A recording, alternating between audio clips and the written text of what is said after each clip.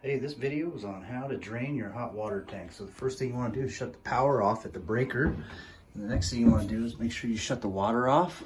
So power and water, make sure your water's shut off all the way. And then down here, this is where you drain it right here. I've got a couple towels set up. You hook your hose up to it.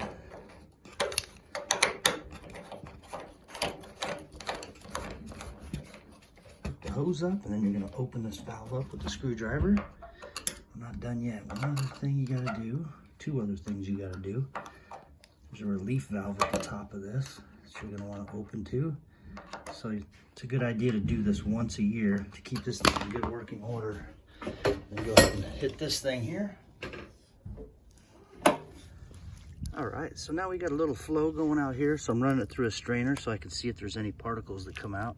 And then I'm gonna go ahead and crack the hot water valve too on a couple of the sinks to get this flow going a little bit more.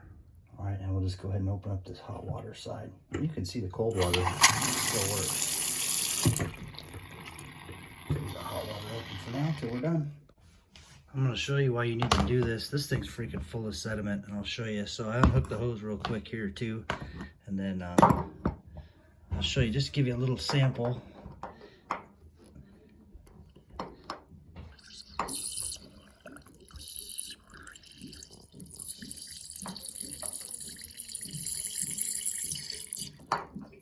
This thing was pretty clogged up.